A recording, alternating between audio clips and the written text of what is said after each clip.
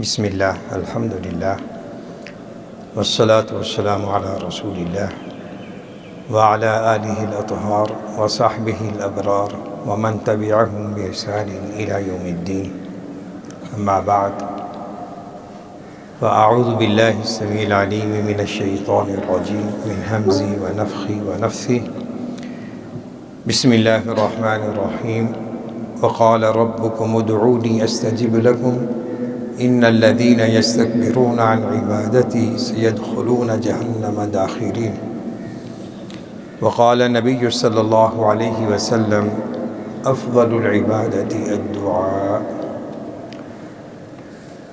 کیسے ہیں آپ لوگ؟ ٹھیک ہیں ماشاءاللہ؟ کچھ تھکاوٹ تو نہیں محسوس ہو رہی؟ ایکٹیو ہیں؟ بارک اللہ فیک۔ اللہ رب العزت کی توفیق سے، اس کے فضل و احسان سے ہم اللہ کے گھر میں بیٹھے ہیں اور اللہ کے گھروں میں بیٹھنا، سننا سنانا، تعلیم و تربیت کا کام کرنا، یہ بہت بڑا کار ثواب ہے۔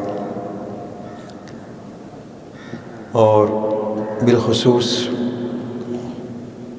آپ حضرات معتکفین جو اللہ کے مہمان ہیں انشاءاللہ، تو آپ کے ساتھ کچھ دیر باتیں کرنا اور آپ کی صحبت رفاقت میں رہنا، یہ بھی ایک باعث سعادت ہے۔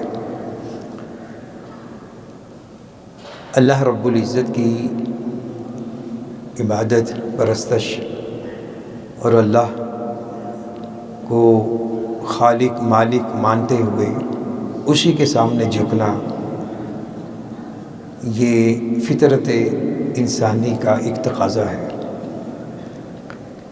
ہر ذی شعور انسان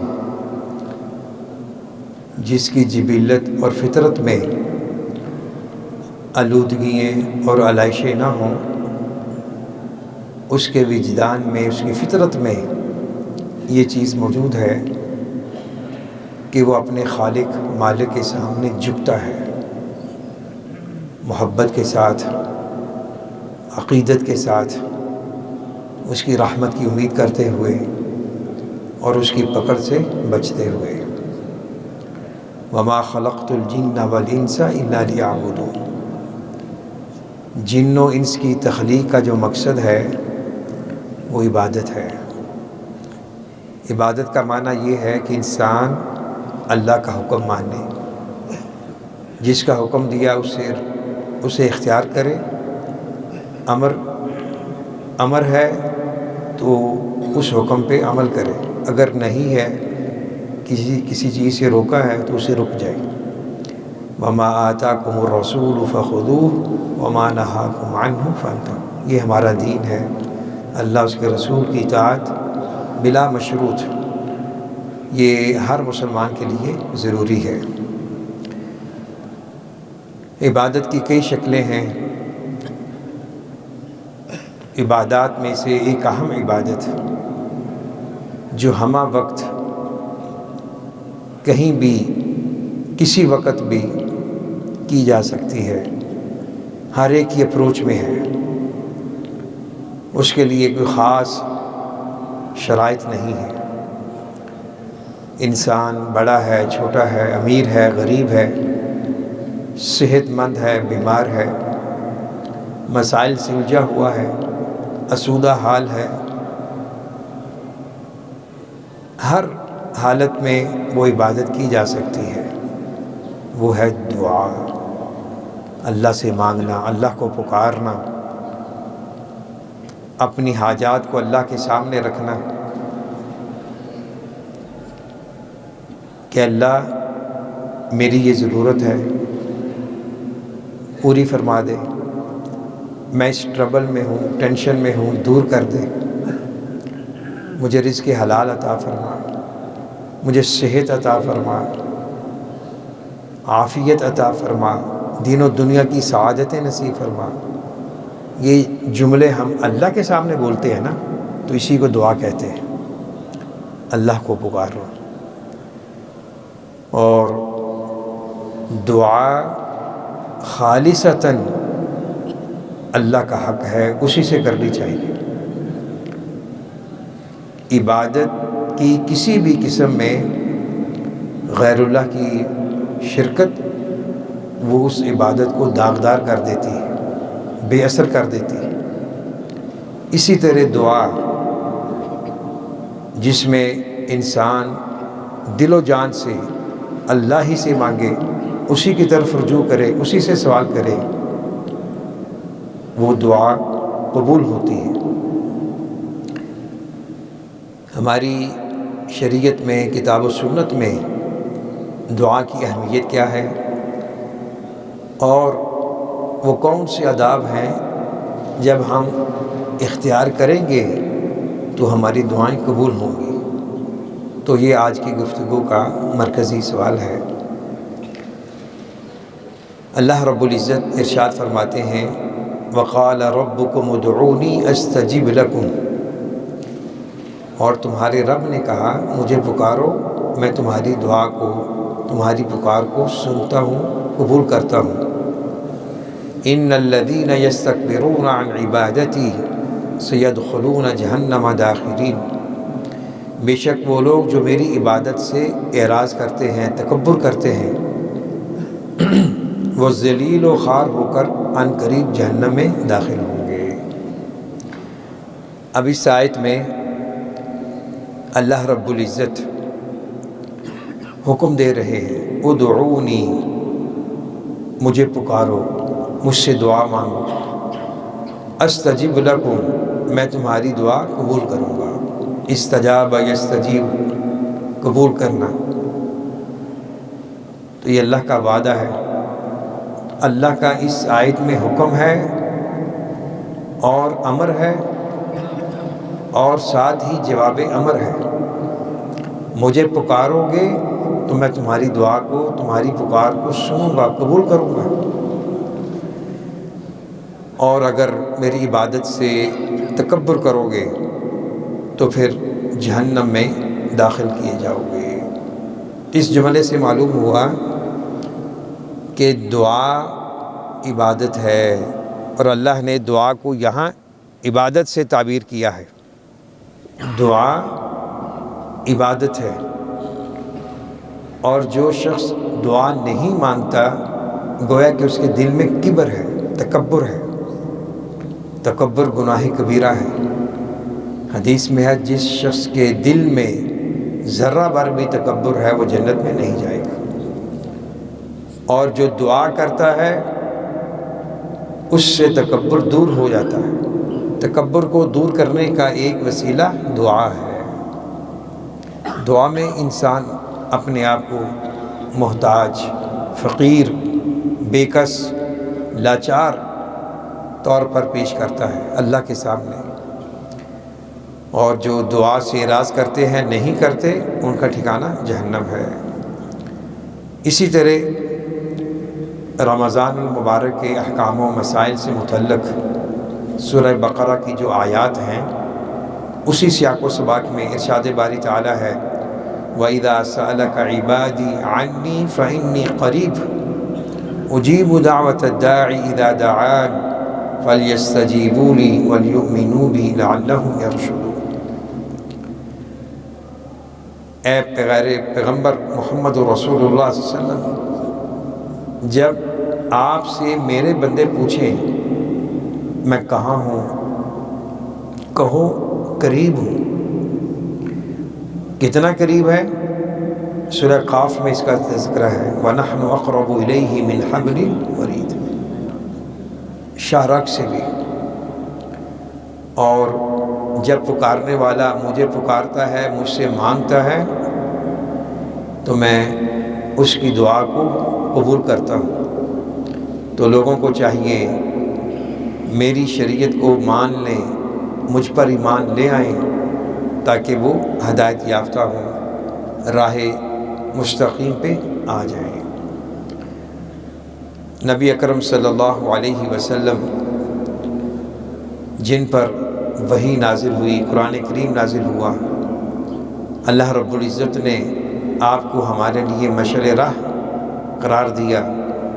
لقد کان لکم فی رسول اللہ اسوۃ حسنہ۔ تو آپ صلی اللہ علیہ وسلم نے اپنے قول و عمل سے دعا کی اہمیت کو بیان کیا ہے۔ اس حوالے سے چند آپ کے ارشادات سماعت فرما لیں تاکہ ہمارا ایمان تازہ ہو اور پتہ چلے کہ دعا کی کیا اہمیت ہے، اس کی افادیت کیا ہے۔ آپ نے فرمایا افضل العبادت الدعاء، بہترین عبادت دعا ہے۔ بہترین عبادت کا ہے وہ اس لیے کہ دعا میں انسان کی زبان، اس کا دل، اس کا سارا وجود اللہ کے آگے سر جھکا ہوتا ہے، اور وہ اپنی عاجزی، بے کسی کا مظاہرہ کر رہا ہوتا ہے، اور دعا سے انسان اللہ کے قریب ہوتا ہے۔ اور اسی طرح آپ نے فرمایا الدعاء هو العبادہ، دعا ہی اصل عبادت ہے۔ اس کے بعد پھر آپ نے یہ آیت پڑھی وقال ربکم ادعونی استجب لکم۔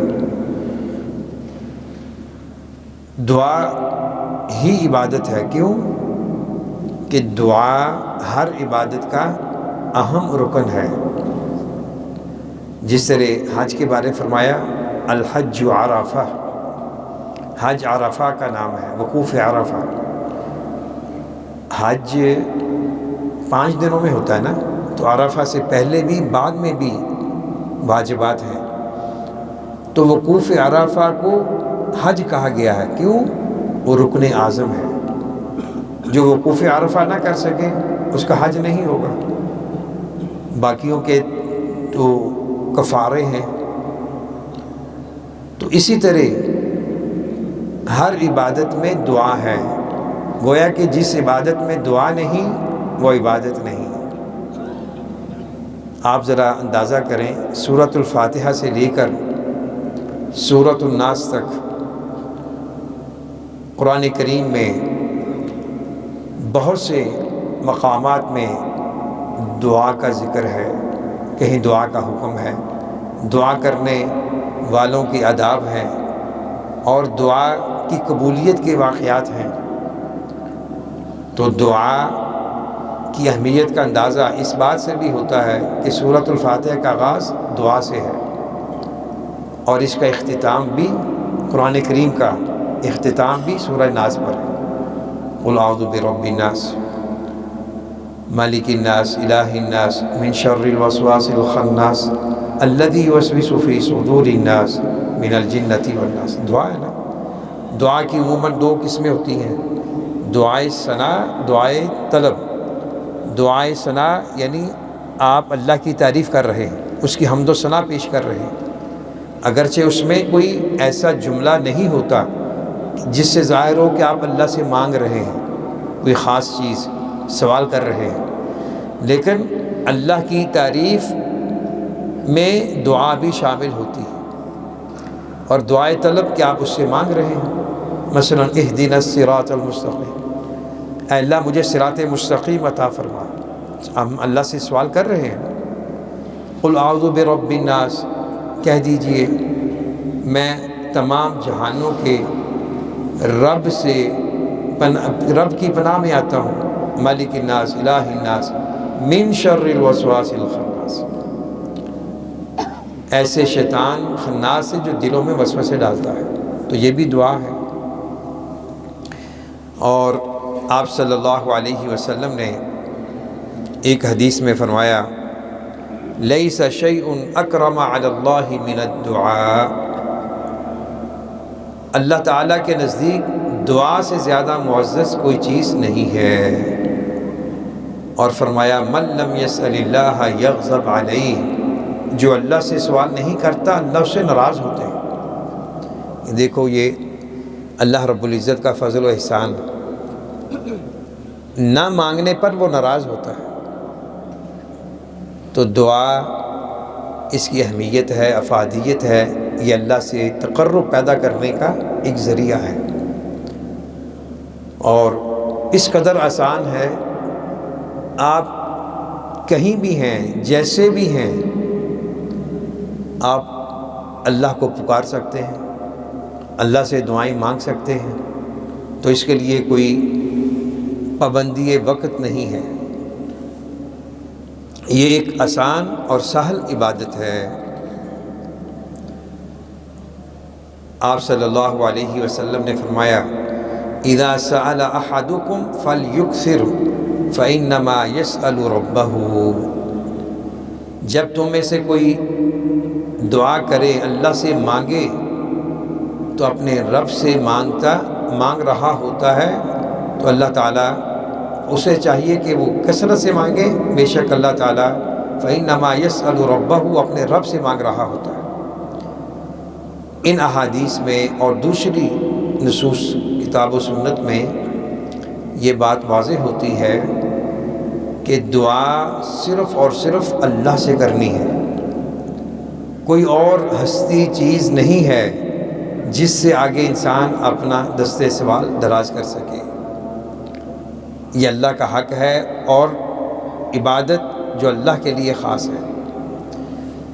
دعاؤں سے مصیبتیں ٹل جاتی ہیں، گناہ معاف ہو جاتے ہیں، درجات بلند ہوتے ہیں، اور دعا کسی بھی حالت میں فائدے سے خالی نہیں ہے۔ ایک حدیث کی روشنی میں یا تو دعا قبول ہو جاتی ہے فوراً، یا ذخیرہ کر لی جاتی ہے، یا اس دعا سے آنے والی کوئی بڑی مصیبت ٹل جاتی ہے۔ تو اس لیے ہمیشہ انسان دعا کرے انہماک سے، توجہ سے، اور اس انداز میں کہ اللہ مجھے دیکھ رہا ہے، میری سن رہا ہے، وہ عالم الغیب ہے اور وہ ہر چیز پہ قادر ہے، کوئی طاقت قوت اسے میری دعا کو قبول کرنے میں رکاوٹ نہیں ہے، وہ بے نیاز ہے۔ یا ایھا الناس انتم الفقراء الی اللہ واللہ هو الغنی الحمید، اے دنیا جہاں کے لوگوں تم سب اللہ کے فقیر ہو، محتاج، اور وہ بے نیاز ہے، قابل تعریف ہے۔ ہم سب جو یہاں موجود ہیں اللہ کی رحمت کے طلبگار ہیں، اللہ کی رحمت کو سمیٹنے آئے ہیں۔ اعتکاف ایک ایسی عبادت ہے کہ انسان اللہ کے قریب ہوتا ہے، اس کے دل و دماغ میں اللہ کی معرفت، اس کی محبت، اس کی عقیدت جاگزین ہوتی ہے۔ صبح و شام آپ اللہ سے مانگ رہے ہیں، اور یہ بڑی سعادت ہے۔ اعتکاف کسی نہ کسی انداز میں گزشتہ نبیوں کی زندگی میں بھی اس کا تذکرہ ملتا ہے،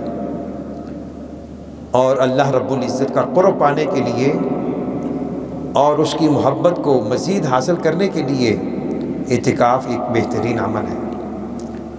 اور اس دورانیہ اعتکاف میں جو ایک اہم کام کرنا ہے وہ دعا ہے، بالخصوص اذان اور اقامت کے درمیان کا جو وقت ہے، وقت تہجد ہے، فرائض کے بعد کا جو وقت ہے، یہ قبولیت کے اوقات ہیں۔ انسان وہ دعائیں مانگے جو رسول اللہ صلی اللہ علیہ وسلم سے ثابت ہیں، قرآن میں ہے۔ قرآن و حدیث سے زیادہ کسی کی بات زیادہ ٹھوس نہیں ہو سکتی۔ تو اب آئیے گفتگو کے دوسرے اور آخری حصے کی طرف کہ دعا کرنے کے آداب کیا ہیں اور کس انداز میں دعا کی ہوئی اللہ کی بارگاہ میں قبول ہوتی ہے۔ ہر عبادت اس کی بنیادی شرائط میں سے ایک اہم چیز یہ ہے کہ انسان مخلص ہو کر صرف اور صرف اللہ کی رضا چاہتے ہوئے وہ عبادت سر انجام دے۔ یہ رمضان المبارک کی عبادات میں ذرا غور کریں، اس میں اخلاص اپنے انتہائی درجے کا ہے۔ روزہ کسی کو نہیں پتہ کہ انسان روزے سے ہے یا نہیں، یہ اللہ کو پتہ ہے۔ اگر انسان چاہے تو اس میں ڈنڈی مار سکتا ہے بھوک پیاس سے، لیکن نہیں۔ بچے کو بھی آپ آفر کریں کہ بھئی پانی پی لو، اگر اس نے روزہ رکھا ہے نہیں پیتا۔ یہ ہے لعلکم تتقون۔ تو دعا میں بھی اخلاص ضروری ہے۔ فادعوا اللہ مخلصین لہ الدین، یعنی انسان اللہ کے لیے خالص ہو کر اسے پکارے۔ ایک حدیث بات فرما لیں، آپ صلی اللہ علیہ وسلم نے فرمایا، یہ حضرت ابن عباس رضی اللہ تعالی عنہ اس حدیث کے راوی اور اس کے مخاطب ہیں، اور ساری امت کے لوگ اس میں شامل ہیں۔ اذا سألت فاسأل اللہ، جب آپ سوال کریں تو اللہ سے سوال کریں۔ وَإِذَا اسْتَعَنْتَ فَاسْتَعِنْ بِاللَّهِ، جب آپ مدد مانگیں تو صرف اور صرف اللہ سے مانگو۔ وَاعْلَمْ أَنَّ الْأُمَّةَ لَوِ اجْتَمَعَتْ عَلَىٰ أَن يَنْفَعُوكَ بِشَيْءٍ لَمْ يَنْفَعُوكَ إِلَّا بِشَيْءٍ قَدْ كَتَبَهُ اللَّهُ لَكَ، اور اس بات پر یقین کر لو، اگر امت جمع ہو کر تمہیں نفع پہنچانا چاہے تو نہیں پہنچا سکتی سوائے اس کے جو اللہ نے تمہارے حق میں لکھ دیا ہے۔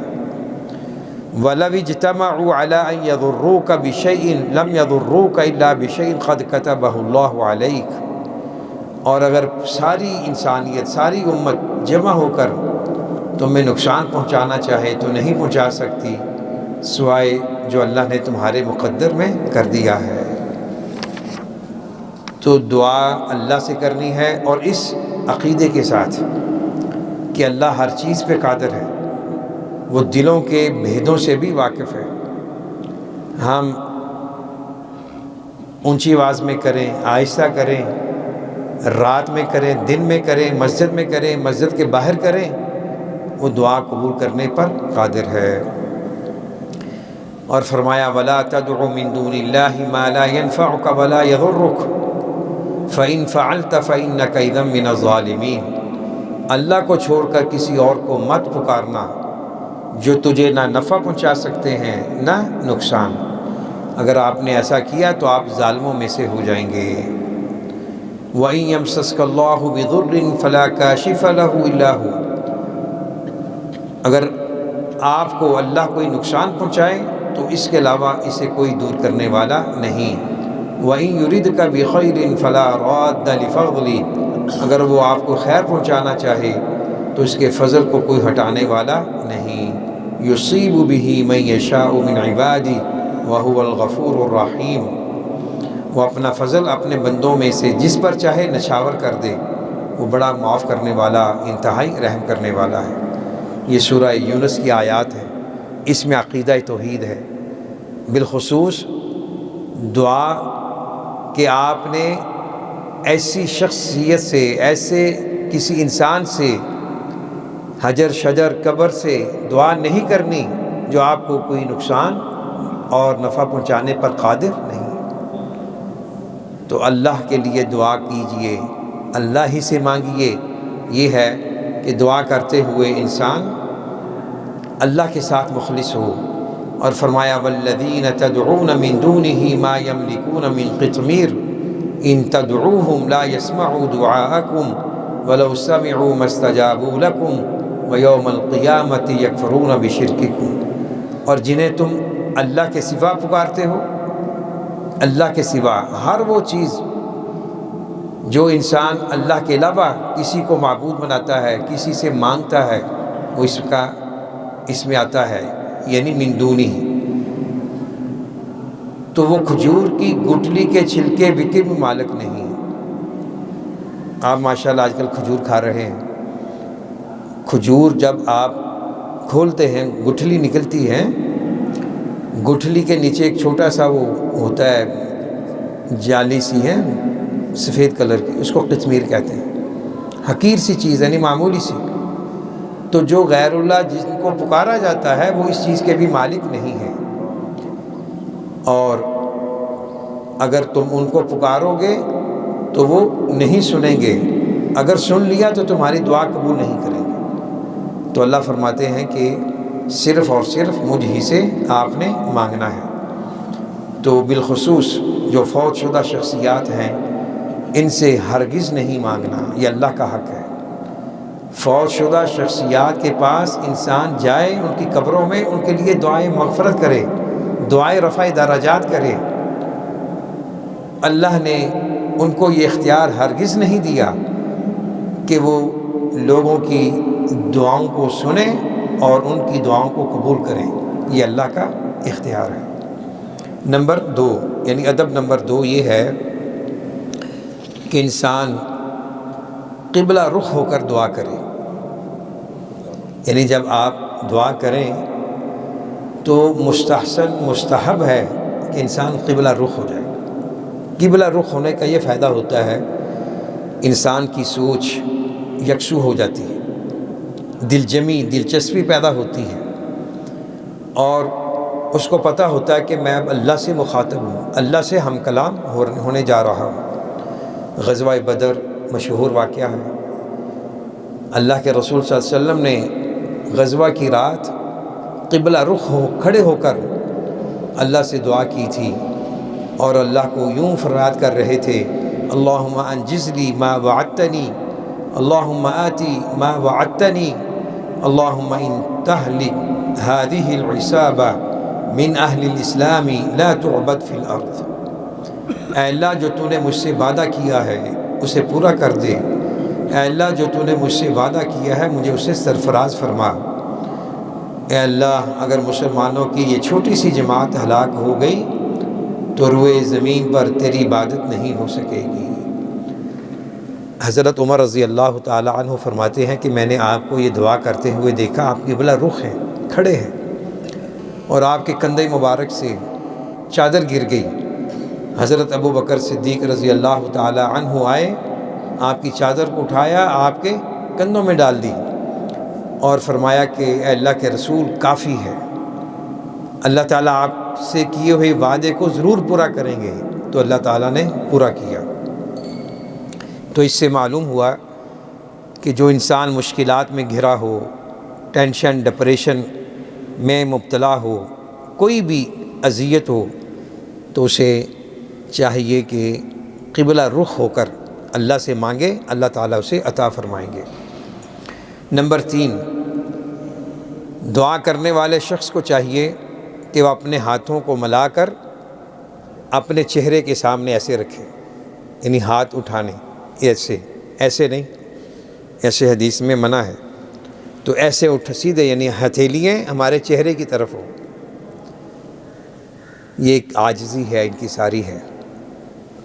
اللہ کے رسول صلی اللہ علیہ وسلم فرماتے ہیں، حضرت سلمان فارسی اس حدیث کے راوی ہیں، ان اللہ حی کریم یستحی اذا رفع الرجل الیہ یدیہ ان یردہما صفرا خائبتین۔ بے شک اللہ تعالیٰ بہت حیا کرنے والا اور نہایت مہربان ہے، اور کوئی آدمی جب اس کی طرف ہاتھ بلند کرتا ہے، یہ ہے محل شاہد، رفع الرجل الیہ یدیہ، اللہ کی طرف ہاتھ بلند کرتا ہے، تو اللہ کو حیات آتی ہے کہ وہ انہیں خالی اور ناکام واپس کر دے۔ یہ دیکھیں اللہ ہے، یہ ہے هو الغنی الحمید، وہ بے نیاز ہے، غنی ہے، وہ ہر ایک کو دے رہا ہے، کافر ہے، مشرک ہے، متقی ہے، موحد ہے، ہر ایک کو دے رہا ہے۔ تو اللہ تعالیٰ کے خزانوں میں کسی قسم کی کمی نہیں ہے۔ آپ صلی اللہ علیہ وسلم نے فرمایا، اذا سألتم فاسألوا اللہ ببطون اکفکم ولا تسألوہ بظہورها، جب تم اللہ تعالیٰ سے سوال کرو تو سیدھے ہاتھوں سے، ایسے یعنی، اور الٹے ہاتھوں کے ساتھ اس سے سوال نہ کرو، یعنی ایسے نہیں کرنا، ایسے کرنا ہے۔ ادب نمبر 4، اب نوٹ کرتے جائیں، مختصر انداز میں اس کا انڈیکس آپ کے سامنے پیش کر رہا ہوں۔ دعا کے آداب میں سے ایک اہم ادب یہ ہے کہ جب ہم اللہ سے مانگنے لگیں دنیا یا آخرت کی کوئی بھلائی کوئی خیر تو اللہ کی تعریف کریں، الحمدللہ رب العالمین کہیں۔ اور جو ایسی دعائیں ہیں جس میں اللہ کی تعریف ہے، جس طرح کہ اللہم لک الحمد کما ینبغی لجلال وجہک وعظیم سلطانک، اللہم لک الحمد اولا وآخرا، الحمدللہ الذی بنعمتہ تتم الصالحات۔ یہ کلمہ الحمد بڑی جامعیت معنویت والا کلمہ ہے۔ اگر انسان عربی میں نہیں آتا اردو میں کہہ دے، اے اللہ تو ہر تعریف کے لائق ہے،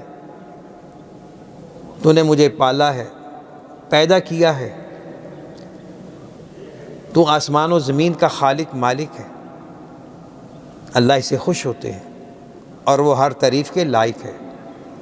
ہم سورہ فاتحہ پڑھتے ہیں الحمدللہ رب العالمین، یعنی سورۃ الفاتحہ کا آغاز بھی اللہ کی تعریف سے ہوتا ہے۔ تو اللہ تعالیٰ اپنی تعریف جب اپنے بندے سے سنتے ہیں خوش ہوتے ہیں، اللہ تعالیٰ اسے عطا فرماتے ہیں۔ اور اسی طرح درود شریف کا اہتمام کیا جائے، شروع دعا میں بھی اور آخر دعا میں بھی۔ آپ صلی اللہ علیہ وسلم نے فرمایا، یہ ایک شخص آیا، اس نے دعا مانگی اللہم اغفر لی وارحمنی، اے اللہ مجھے معاف کر دے اور میرے اوپر رحم فرما۔ تو نبی اکرم صلی اللہ علیہ وسلم نے فرمایا عجلت ایہا المصلی اذا صلیت فقعدت فاحمد اللہ بما هو اہل وصلی علی ثم ادعوہ۔ اے نمازی تو نے جلدی کی ہے، جب تم نماز سے فارغ ہو کر بیٹھو تو اللہ کی شایان شان اس کی حمد بیان کرو اور مجھ پر درود پڑھو، پھر اس سے دعا مانگو۔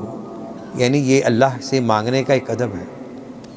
انسان جب نماز پڑھے، نفل پڑھے، فرض ہیں یا نوافل ہیں، سکون سے بیٹھے، اطمینان سے بیٹھے، تسبیحات پڑھے۔ یہ 33 دفعہ ہم تسبیحات پڑھتے ہیں، پھر 33 دفعہ الحمدللہ، یہ اللہ کی تعریف ہے، اس سے اللہ سے مانگیں۔ اور اسی ضمن میں یہ بات بھی ذہن میں رہے کہ جو اوقات قبولیت ہے اور مقامات قبولیت ہیں، ان میں سے ایک یہ ہے کہ انسان جب نماز پڑھے تو اسی جگہ بیٹھے تسبیحات پڑھے، اللہ کی تعریف کرے، درود شریف پڑھے، قرآن کریم کی تلاوت کرے۔ اس کا فائدہ یہ ہے، اللہ کے رسول صلی اللہ علیہ وسلم نے فرمایا کہ جو شخص نماز پڑھ کر اسی جگہ بیٹھا ہے جب تک وہ اللہ کو یاد کر رہا ہے تو فرشتے اس کے حق میں دعائے رحمت کر رہے ہیں۔ ذرا غور کیجئے، یعنی ہم اللہ کا ذکر کر رہے ہیں اور فرشتے ہمارے حق میں دعائے مغفرت دعائے رحمت کریں، اس سے بڑی سعادت کیا ہو سکتی ہے؟ تو فرمایا کہ جب تک وہ بے وضو نہیں ہوتا یا جب تک بات نہیں کر لیتا، اس کو ذرا آپ تربیت کا حصہ بنائیں کہ جب آپ فرض پڑھ لیں تو کچھ دیر، کچھ لمحات، جتنا زیادہ وقت لگائیں گے اتنا ہی فائدہ ہے، جتنا گڑ اتنا میٹھا۔ تو اس دورانیہ میں آپ اللہ سے مانگیں، دعائیں کریں، ذکر و اذکار کریں۔ تو جب تک آپ اسی جگہ بیٹھے اللہ کو یاد کر رہے ہیں، فرشتے آپ کے حق میں دعائے خیر کر رہے ہیں، تو یہ فرشتوں کی دعا بھی مل جائے گی انشاءاللہ۔ اسی طرح دعا کرتے ہوئے انسان کو چاہیے وہ الفاظ استعمال کرے جو جامع ہیں، الفاظ مختصر اور معانی بہت زیادہ۔ اور بہترین جامع دعائیں وہی ہیں جن کا تذکرہ قرآن و سنت میں ہے، حضرات صحابہ کرام سے منقول ہے۔ مثلا ربنا آتنا فی الدنیا حسنہ وفی الآخرۃ حسنہ وقنا عذاب النار۔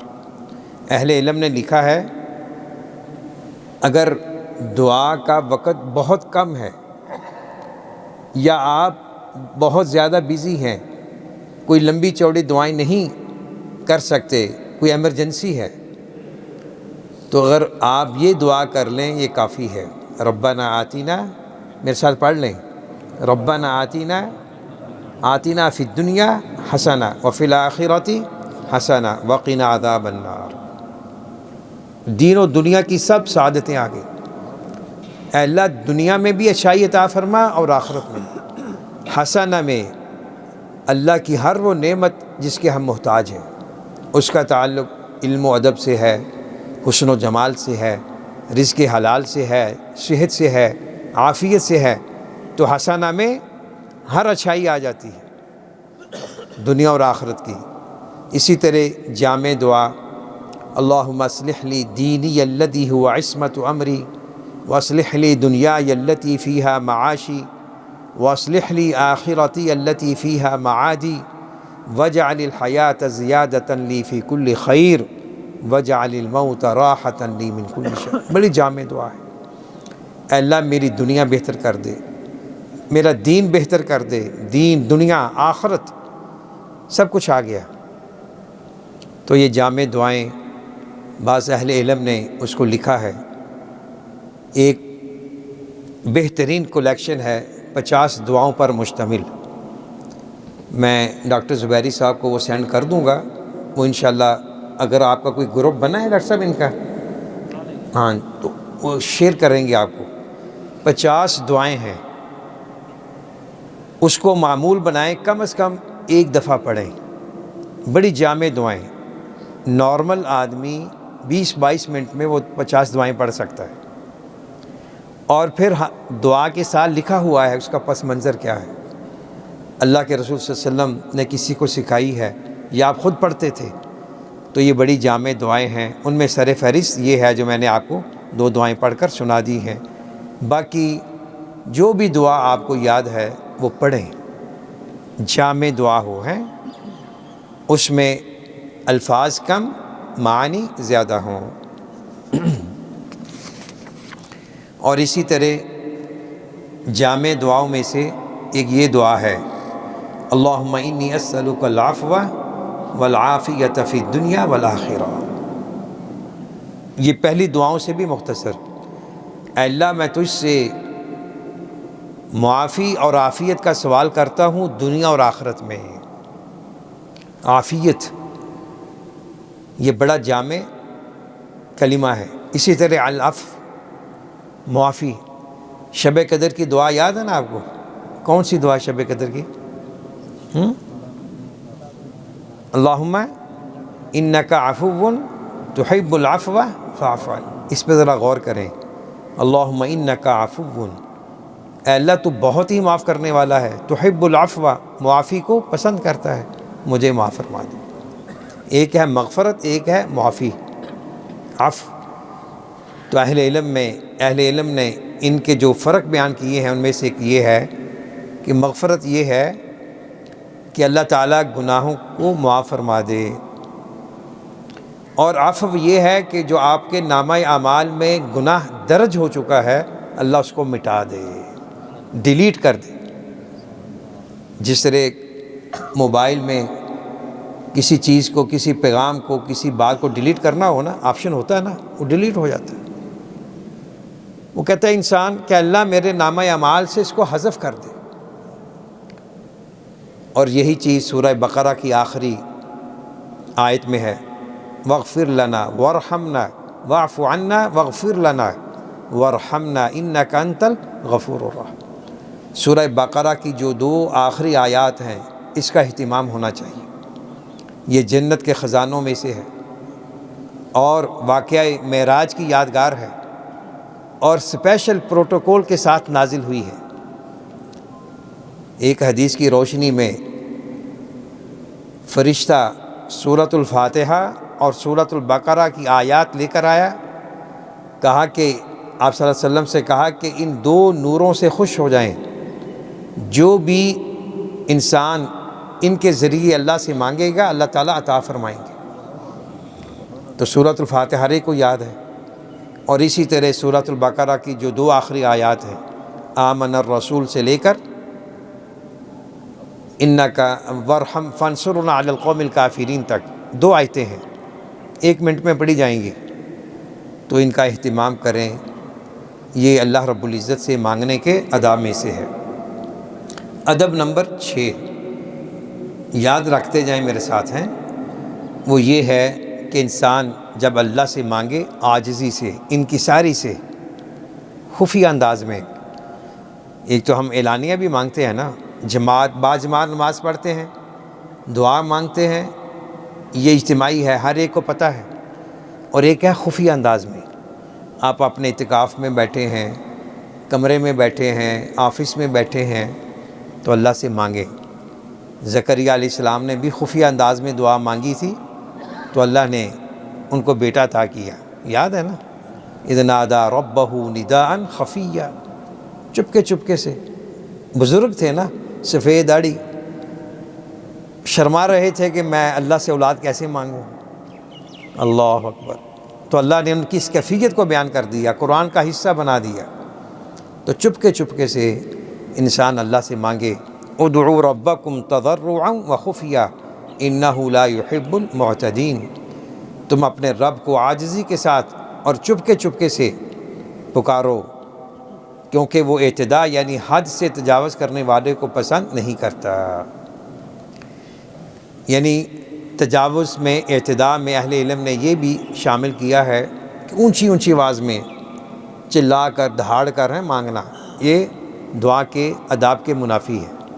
تو انسان آہستہ سے، اچھے انداز میں، اور یہ خیال ہو کہ میں اللہ سے مناجات کر رہا ہوں، اللہ سے باتیں کر رہا ہوں، تو اللہ تعالیٰ انسان کے دلوں کے بھیدوں سے بھی واقف ہے۔ ادب نمبر کون سا ہے؟ 7، شاباش۔ وہ یہ ہے کہ انسان جب دعا مانگے اسے پختہ یقین ہو کہ میری دعا اللہ سن رہے ہیں اور قبول بھی کریں گے، ڈاواں ڈول نہ ہو، تذبذب کا شکار نہ ہو کہ اللہ اگر تو چاہے تو مجھے دے دے، نہ چاہے تو نہ دے، نہیں، یقین کامل، مکمل اعتماد کے ساتھ کہ اللہ میں نے تجھ سے یہ لینا ہے، لے کر جانا ہے، تو ہر چیز پہ قادر ہے، تو مجھے عطا فرما دے۔ آپ صلی اللہ علیہ وسلم نے فرمایا، ادعوا اللہ وانتم موقنون بالاجابہ واعلموا ان اللہ لا يستجیب دعاء من قلب غافل لاہ۔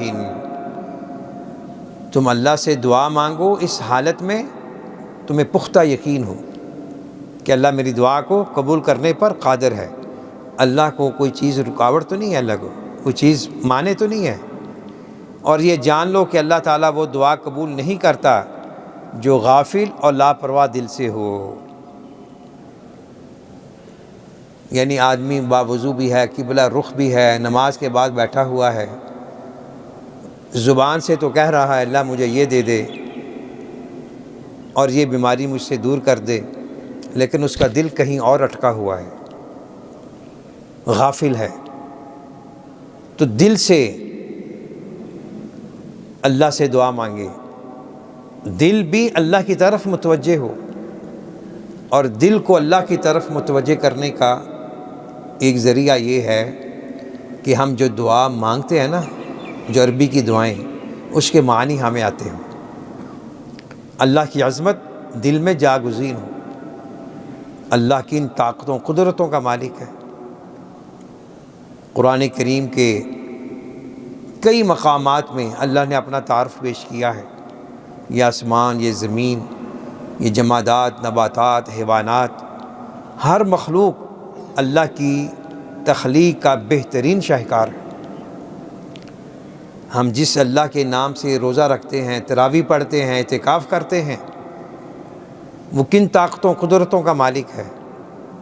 تو اللہ کی صفات علیہ، اللہ کے اسماء حسنی، ان کا بھی یعنی ہمارے دلوں میں تصور ہونا چاہیے، اس سے انسان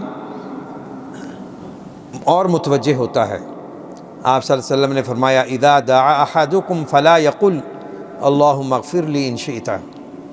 آپ نے فرمایا کہ جب تم میں سے کوئی دعا کرے یہ نہ کہے کہ اللہ اگر تو چاہتا ہے مجھے معاف فرما دے، اللہم ارحمنی ان شئت، اللہ تو چاہے تو مجھ پہ رحم فرما، لیعزم المسئلہ فإن اللہ لا مکرہ لہ، آپ نے فرمایا پورے عزم و یقین کے ساتھ سوال کیجئے، کیونکہ اللہ کو کوئی مجبور کرنے والا نہیں ہے، وہ مختار کل ہے، مشکل کشا ہے، وہی دستگیر ہے، غریب نواز ہے، وہی داتا ہے، ہم سب کی دعاؤں کو وہی سننے والا ہے، کوئی اور در نہیں ہے جس سے ہم اپنی حاجات کو پورا کروا سکیں۔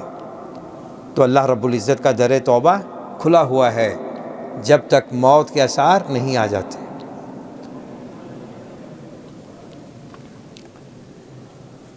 اگلا پوائنٹ 8 نمبر، ماشاءاللہ آپ یاد کر رہے ہیں۔ 8 نمبر یہ ہے دعا کی قبولیت کے آداب میں سے کہ انسان دعائیہ کلمات 3 بار دہرائے، 3 بار، اللہم اغفر لی، اللہم اغفر لی، اللہم اغفر لی، ربنا آتنا 3 دفعہ کہیں، 2 دفعہ بھی کہنا جائز ہے، 1 دفعہ بھی کہہ سکتے ہیں، یعنی بالخصوص جس چیز کی آپ کو زیادہ ضرورت ہے اس کا 3 دفعہ ذکر کریں، تو اس سے انشاءاللہ دعا کی قبولیت کے جو امکانات ہیں وہ بڑھ جاتے ہیں۔ اور مایوس نہیں ہونا، یہ اگلا پوائنٹ ہے، بار بار کرتے رہنا اور مایوس نہیں ہونا۔ نبی اکرم صلی اللہ علیہ وسلم نے فرمایا لا یزال یستجاب للعبد ما لم يدعو بإثم او قطیعۃ رحم ما لم یستعجل، بندہ اگر کسی گناہ یا قطع رحمی کی دعا نہ کرے تو اس کی دعا برابر قبول ہوتی ہے جب تک کہ وہ جلد بازی کا شکار نہ ہو۔ پوچھا گیا کہ جلد بازی کا کیا معنی ہے؟ فرمایا یقول قد دعوت وقد دعوت فلم ارى یستجب لی فیستحسر عند ذلك ویدع الدعاء۔ جلد بازی یہ ہے انسان کہے میں مانگ کر تھک گیا ہوں، میری دعا قبول نہیں ہو رہی، وہ مایوس ہو جاتا ہے، دعا کرنا ہی چھوڑ دیتا ہے۔ یہ مایوسی نہیں ہونی چاہیے، لا تقنطوا من رحمت اللہ۔ حافظ ابن قیم رحمہ اللہ، ان کی شہرافا کتاب ہے دوائی شافی، بڑی عمدہ اس میں بحثیں ہیں دعا کے حوالے سے بھی۔ انہوں نے ایک مثال دے کے سمجھایا کہ مثلا ایک آدمی سارا سال اپنے کھیتوں کو پانی دیتا ہے، سیراب کرتا ہے، محنت کرتا ہے، گرمی سردی کی تمازت سے، اثرات سے بچاتا ہے، جب عین پھل آنے کا وقت ہوتا ہے تو اس کو اگنور کر دیتا ہے، نظر انداز کرتا ہے، توجہ اس کی ختم ہو جاتی ہے، تو اس کی ساری محنت ضائع گئی نا۔ اللہ اکبر۔ اس کو آپ یوں سمجھیں، آج 26واں روزہ ہے، 27ویں رات ہے انشاءاللہ، بڑی مبارک رات ہے، تو انسان سارا مہینہ مانگتا رہے اور آخر میں کہے کہ بس نہیں، میری دعا قبول نہیں ہوئی، میں چھوڑ دیتا ہوں۔ مانگتے رہو، مایوس نہیں ہونا، جلد بازی نہیں کرنی۔ نامعلوم وہ کون سا لمحہ نصیب میں آ جائے، مقدر میں آ جائے کہ اللہ تعالی ہماری فوری دعا کو قبول کر لے۔ تو مانگتے رہو، سوال کرتے رہو، اور یہ مانگنا، یہ سوال کرنا بیلنس بڑھتا جا رہا ہے، یہ ضائع نہیں ہوگا، اور اللہ تعالیٰ انشاءاللہ اس کا رسپانس ضرور دیں گے۔ اگلا پوائنٹ یہ ہے، پوائنٹ نمبر 10، کہ انسان ہر 2 حالت میں، خوشی میں، غمی میں اللہ سے مانگے۔ وَإِذَا مَسَّ الْإِنسَانَ الضُّرُّ دَعَانَا لِجَنبِهِ أَوْ قَاعِدًا أَوْ قَائِمًا فَلَمَّا كَشَفْنَا عَنْهُ ضُرَّهُ مَرَّ كَأَن لَّمْ يَدْعُنَا إِلَى ضُرٍّ مَسَّهُ۔ یعنی بعض لوگوں کی عادت ہوتی ہے خوشی میں اللہ کو بھول جاتے ہیں، غمی میں اللہ یاد آ جاتا ہے، تو اللہ نے وہاں اس کی تصویر کشی کی ہے اور جب انسان کو کوئی تکلیف پہنچتی ہے تو ہمیں پکارتا ہے، لیٹے ہوئے بھی، بیٹھے ہوئے بھی اور کھڑے ہوئے بھی۔ پھر جب ہم اس کی تکلیف کو اس سے دور کر دیتے ہیں تو ایسا ہو جاتا ہے کہ جیسا اس کو کبھی تکلیف آئی نہیں، بھول جاتا ہے نا، کمزور ہے انسان، وَخُلِقَ الْإِنسَانُ ضَعِيفًا۔ تو ایک حدیث کی روشنی میں جو انسان خوشحالی میں، آسودگی میں اللہ سے مانگتا ہے، اللہ تنگی میں اس کو نہیں بھولتے ہیں، اللہ تعالیٰ تنگی میں اس کی دعاؤں کو قبول فرماتے۔ تو ہر دو حالت میں اگر اللہ نے خوشی دی ہے، شکریہ ادا کرے اللہ کا، اس کی تعریف کرے، یہ بھی دعا ہے۔ غم ہے، مصیبت ہے، صبر کرے، صبر میں اللہ کی طرف رجوع کرے۔ اور یہ مومن کے لیے بڑا غنیمت ہے کہ ہر دو حالت میں اسے فائدہ ہی فائدہ ہے۔ اچھی حالت ہے تو شکر ادا کر رہا ہے، لئن شکرتم لازیدنکم، اور اگر مصیبت ہے، پریشانی ہے، صبر کر رہا ہے تو ان اللہ مع الصابرین، یا ایھا الذین آمنوا استعینوا بالصبر والصلاۃ، صبر اور نماز کے ذریعے اللہ سے مدد مانگو۔ تو صبر روزے کا ایک اہم درس بھی ہے۔ صبر سے اللہ کی معیت حاصل ہوتی ہے، جس کو اللہ کا ساتھ حاصل ہو جائے اور سے اور کیا چاہیے۔ تو انسان خوشی میں، غمی میں اللہ کو نہ بھولے، اللہ سے مستغنی نہ ہو۔ سیکنڈ لاسٹ، بد دعا نہیں کرنی۔ انسان جب دعا کرے تو اپنے لیے اور اپنے بچوں کے لیے، اپنے ماتحت چیزوں کے لیے بد دعا نہ کرے۔ ہو سکتا ہے کہ اس کی بد دعا کسی کے حق میں قبول ہو جائے۔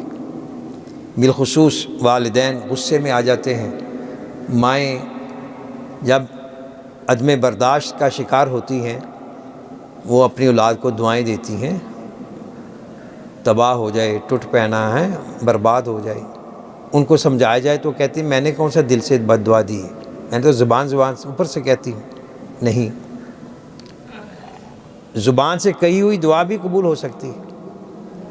تو ہمیشہ انسان محتاط رہے۔ ٹھیک ہے، اولاد کی نافرمانی اور ان کی غلط تربیت کی وجہ سے بسا اوقات والدین کو پریشانی لاحق ہوتی ہے، لیکن ان کے لیے بد دعا نہیں کرنی۔ یہاں تک کہ جانوروں کو بھی بد دعا نہیں دینی چاہیے، اپنی سواریوں کو بھی بد دعا نہ دیں۔ تو ہمیشہ انسان مثبت ذہن رکھے۔ آپ صلی اللہ علیہ وسلم نے فرمایا،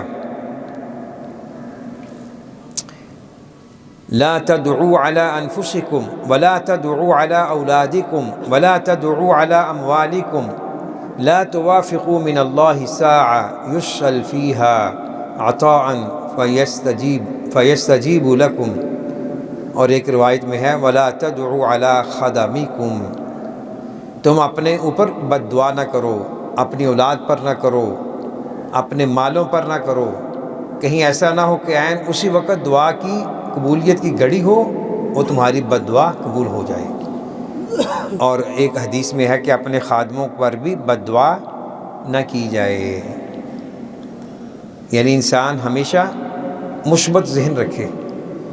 اگر کسی پر بہت زیادہ غصہ ہے، جی کر رہا کہ اس کو بد دعا دوں، تو پھر یہ کہہ دیا کرو اللہ اس کو ہدایت دے، اللہ اس کو صراط مستقیم پہ رکھے، اس میں آپ کا اخلاص ہے۔ اور آخری بات، دنیا میں سزا پانے کی دعا نہ کریں۔ بعض لوگ یہ دعا کرتے ہیں کہ اے اللہ جو تو نے مجھے آخرت میں سزا دینی ہے نا وہ دنیا میں دے دے۔ غلط بات ہے۔ اللہ کے رسول صلی اللہ علیہ وسلم ایک مسلمان کی عیادت کو گئے، انتہائی کمزور لاغر جو ہو چکا تھا وہ، تو آپ نے فرمایا کہ بھائی تم نے کوئی دعا کی تھی، کوئی اللہ سے مانگا تھا؟ اس نے کہا ہاں۔ فرمایا کیا؟ اس نے کہا کہ میں نے یہ کہا تھا کہ اے اللہ تو نے جو سزا مجھے آخرت میں دینی ہے وہ اسی دنیا ہی میں دے دے۔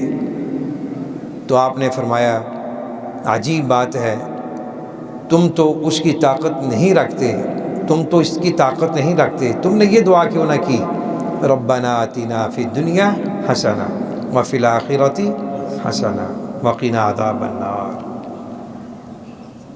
یعنی یہ گویا کہ اللہ پر ایک حسن ظن کے منافی چیز ہے۔ اس نے تہیہ کر لیا کہ اللہ نے مجھے سزا دینی ہے آخرت میں، تو اس نے کہا میں ایڈوانس لے لوں، آخرت میں بچ جاؤں گا۔